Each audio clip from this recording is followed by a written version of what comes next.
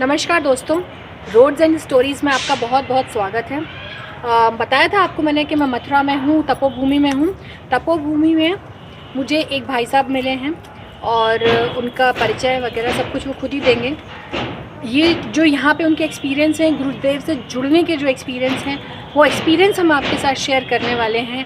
आपके जीवन में शायद एक पॉजिटिव बदलाव को लेकर के आ सकते हैं, इसीलिए मैं ऐसी चर्चाएं परिचर्चाएं आपके सामने लेकर के आती हूँ और आपके साथ में शेयर करती हूँ। तो चलिए, सबसे पहले मैं भाई साहब से आपका परिचय करवाती हूँ। प्रणाम भाई साहब। भाई साहब, अपने बारे में थोड़ा बताइए पहले। मेरा नाम महेंद्र तिवारी है। और लाउड बोलिए। मैं रहने वाला वैसे मध्य प्रदेश का हूँ। यहाँ पर गंगा यमुना सरस्वती जी का मिलन होता है, अर्थात प्रयागराज। तो वहाँ से सीमा से जुड़े हुए मेरा घर है, जिसे हम तेवता तहसील कहते हैं। और पेशे से मैं शिक्षक हूँ। बच्चों को पढ़ाना मेरा सबसे पहला शौक़ है। दूसरा शौक़ है गुरु जी का कार्य करना, गुरु जी के बताए हुए नियम को पालन करना, समाज में अपने लोगों के बीच इस बात का विश्वास दिलाना कि जब आदमी कर्तव्य करता है तो वह अपने सुख और आने वाले भविष्य को सपने से लेता है। आप भाई साहब गुरुदेव से कब से जुड़े हुए हैं? दीदी, मैं तो गुरुदेव से सन 2008 से जुड़ा हूँ। अच्छा। एक हमारे बहुत ही श्रेष्ठ भाई साहब हैं, इन्होंने मुझे प्रेरित किया कि मैं अखिल विश्व गायत्री परिवार से जुड़ करके अपने जीवन के विभिन्न उद्देश्यों की पूर्ति के लिए समाज के विभिन्न क्षेत्रों के बीच में जाकर के गुरुदेव को संदेश पहुंचाने का कार्य करता हूं। मुझे यह लगा कि हमसे श्रेष्ठ हैं ये समाज से जुड़े हुए लोगों को गुरुदेव का संदेश पहुंचाने का कार्य करते हैं। तो अगर इनके अंदर इतनी ऊर्जा है मुझसे श्रेष्ठ होकर के, तो हम तो इनसे अभी छोटे उम्र के हैं। तो मुझे ये लगा कि मैं कम उम्र का हूँ, इसलिए मुझे भी गुरुदेव के शरण में जाना चाहिए, गुरुदेव के विचारों को ग्रहण करना चाहिए। ओके, तो अब आप मुझे ये बताइए कि क्या आपके जीवन में भी कभी कोई ऐसा घटनाक्रम हुआ जिससे आपने गुरुदेव को अपने बहुत करीब महसूस किया? हाँ, दरअसल मैं शिक्षक हूँ और शिक्षक होने के नाते शिक्षक की कई जिम्मेदारियाँ होती हैं और उन जिम्मेदारियों में कभी कभी कुछ ऐसे दिन आ जाते हैं जहाँ पर उस शिक्षक को दो रास्तों में खड़ा होना पड़ता है। और ऐसे रास्तों में खड़ा होने के लिए अकेला इंसान दो रास्तों में कैसे जा पाएगा।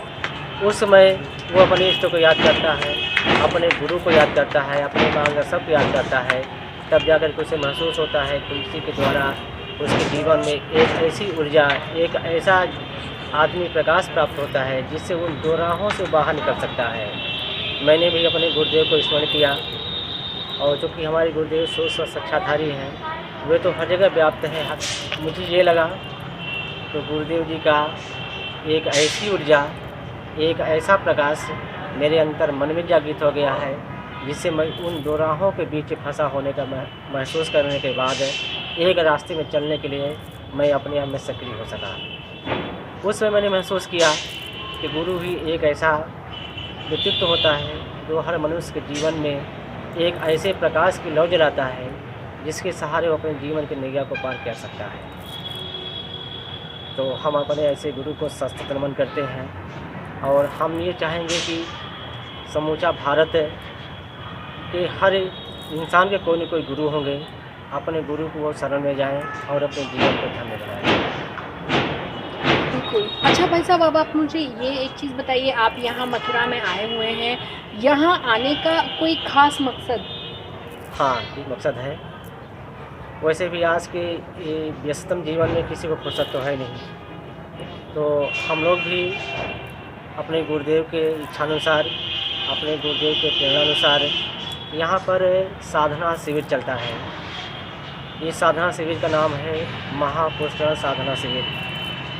ये 9 दिवसीय साधना शिविर होती है। इसमें साधना करके अपने व्यक्तित्व को और अपने कार्य क्षेत्र का विस्तार किया जाता है, इसलिए यहाँ पर हम सभी आते हैं। ओके। अच्छा, मुझे बताइए कि ये मुझे भी बताइए और साथ में हमारे सब्सक्राइबर्स को, व्यूअर्स को बताइए कि ये जो साधना शिविर है ये क्या है, कैसे होता है, इसका नियम पद्धति क्या होती है और इसका मकसद क्या होता है? जी, आपने बहुत अच्छा पूछा।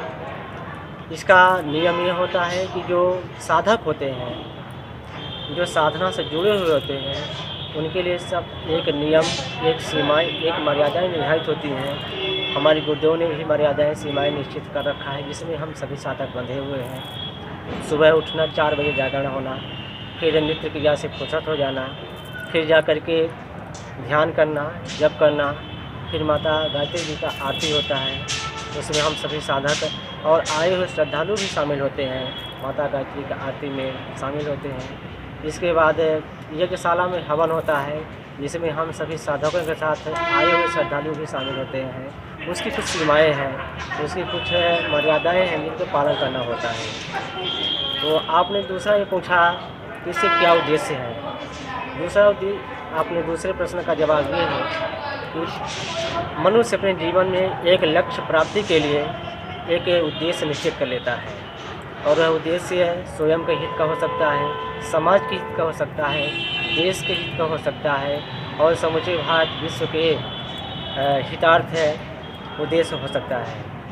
ये सब हम सभी साधक अपने मन में सजो करके गुरु आश्रम में, गुरु धाम में, गायत्री तपोभूमि में आते हैं या शांति कुंज हरिद्वार जाते हैं, जहाँ पर अपनी साधना के माध्यम से समाज में उत्कृष्ट कार्य करने के लिए, समाज के निचले वर्गों के बीच जा कर के उनके जीवन स्तर को उठाने के लिए हम लोग प्रेरित होकर के समाज के बीच जाने का प्रयास करते हैं। ओके, अच्छा, आपने अभी तक यहाँ पे कितने साधना सत्र किए होंगे? हम 2008 से जुड़े हुए हैं। हाँ। कभी किसी वर्ष ऐसा हुआ होगा जब मैं नहीं आ पाया, या तो मथुरा में नहीं आ पाया, या तो शांति कुंज हरिद्वार नहीं जा पाया। हाँ।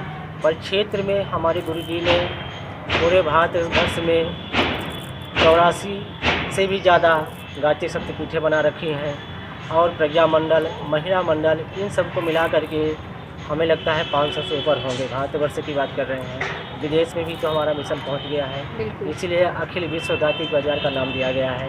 पूरा समूचा भारत है, समूचा विश्व एक परिवार की तरह है। गुरुदेव ने एक ऐसे व्यक्तित्व का निर्माण किया है। तो साधना तो हम अपने जीवन में कम घर में भी करते हैं, नियमित साधना करते हैं, और मैं ये समझता हूँ कि इनको चाहे वो महिला हो, पुरुष हो, बच्चे हों, बुजुर्ग हों, सभी को अपने दैनिक कार्यों से निवृत्त होकर के, फुर्सत होकर के घंटे 2 घंटे समय निकाल करके, या जो भी समय उनके पास मिलता हो, ईश्वर आराधना में और सामाजिक कार्यों में लगाना चाहिए, जिससे उनके जीवन का, व्यक्तित्व का विकास तो होता ही है, साथ ही साथ आने वाली पीढ़ियां भी उनकी इस कार्य के प्रति अपने आप को गौरवान्वित महसूस करेंगी कि हमारे बुजुर्ग, हमारे पिताजी, हमारे भैया, हमारे दादाजी या हमारे श्रेष्ठ जन इन श्रेष्ठ कार्यों में अपने योगदान समर्पित किए। बिल्कुल बिल्कुल सही कहा आपने।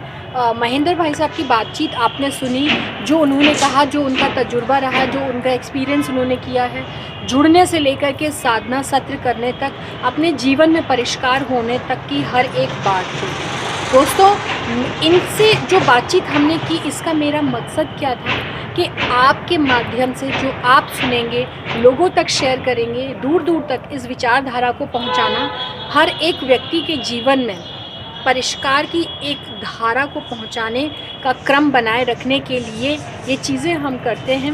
ये बातचीत, ये चर्चा परिचर्चा जब हमें जैसे मौका मिलता है आपके सामने लेकर के आते हैं। तो यहाँ पर एक रिक्वेस्ट आपसे करूँगी कि इन चीज़ों को एंटरटेनमेंट से अलग हटा करके जीवन में ज्ञान का, परिष्कार का एक मूल मंत्र समझ करके आगे शेयर करिए, ताकि ये चीज़ें हर व्यक्ति के जीवन में इसको पूरा कर सकें, इसकी कमी को पूरा कर सकें, और समाज सुधार का काम हो सके। क्योंकि व्यक्ति को सुधारने से सुधार नहीं होता, हम जब खुद को सुधारना शुरू करते हैं तो ये सुधार अपने आप हो जाता है। क्योंकि गुरुदेव का मूल मंत्र है, हम सुधरेंगे युग सुधरेगा।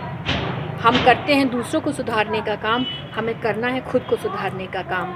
बस इन वीडियोस को शेयर करते रहिए, इन चर्चा परिचर्चाओं के साथ लोगों को जोड़ते चले जाइए, हम सब सुधरते चले जाएंगे, समाज सुधरता चला जाएगा। नमस्कार।